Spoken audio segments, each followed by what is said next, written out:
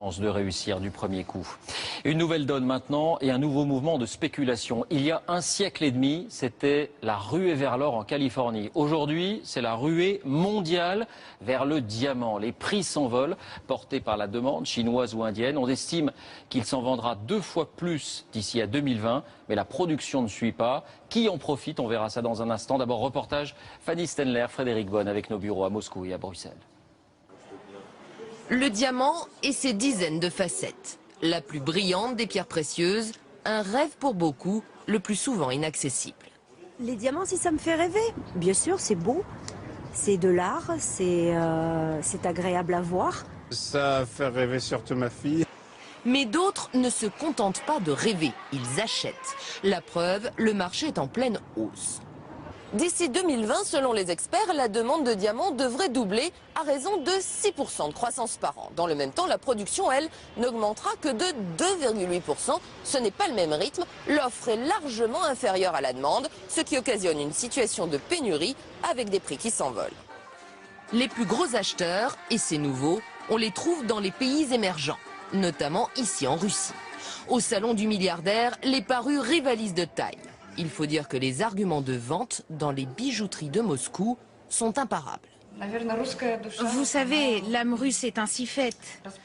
Quand les hommes font ce type de cadeaux au prix élevé à leurs femmes, c'est ainsi qu'ils montrent leurs sentiments, mieux qu'avec des mots. La hausse de la demande, c'est ici à Anvers, en Belgique, dans le quartier des Diamantaires, qu'elle est la plus visible. Dans ces rues ultra sécurisées, nous sommes au cœur d'un marché de plus de 30 milliards d'euros par an. Dans cet atelier, on taille et on expédie les pierres.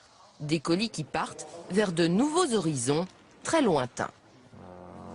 Maintenant, déjà, la Chine prend 16% du total. Avant c'était les États-Unis qui prenaient 50%, mais ils sont diminués à 40%, plus ou moins. Mais la Chine, ça va continuer. Il y a encore plein de gens qui veulent toujours des bagues avec des diamants. D'Anvers à la place Vendôme à Paris, ces nouveaux acheteurs se permettent toutes les folies, comme cette bague d'exception. Au cœur, une pierre de plus de 5 carats, soit 1 gramme, son prix de vente, 1 million d'euros. Des pièces qui risquent de devenir de plus en plus rares dans les années à venir. Les marchandises sont de plus en plus difficiles à trouver, car qu'est-ce qui est difficile aujourd'hui à trouver? Ce n'est pas réellement le diamant. C'est le diamant dont nous avons besoin dans notre métier, c'est-à-dire les diamants de très grande qualité. Et aujourd'hui, les joailliers espèrent que de nouveaux gisements seront découverts pour continuer à alimenter le marché.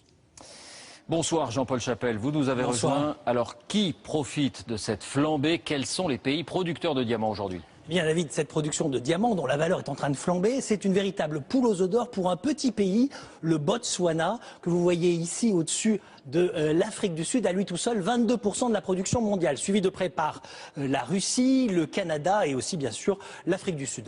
En matière de commerce, là aussi c'est en train de changer. Le diamant se négocie encore à Anvers, en Belgique, place historique, 36% des ventes, mais Anvers est en train d'être détrôné par Bombay en Inde, qui ambitionne de devenir la capitale du diamant sous la pression de la demande locale, et Tel Aviv est la 3e place. Voilà, nouvelle donne donc. Est-ce que le diamant devient, comme l'or, un objet de spéculation et d'investissement? Oui, c'est désormais une valeur refuge. Production stable et une demande qui augmente. Ceux qui ont investi dans l'or et veulent se diversifier, eh bien, ils achètent du diamant. Depuis 2009, le cours explose. Il est passé de 100 à 175 $ le carat l'an dernier. Sur le long terme et en période de crise, ça a toutes les raisons de continuer. Voilà, la folie du diamant. Merci Jean-Paul pour ces explications.